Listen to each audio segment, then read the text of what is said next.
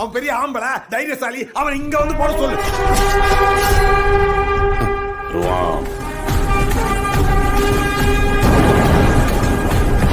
ஏய் மாதிரி வருவான், இறங்கி செய்வான்.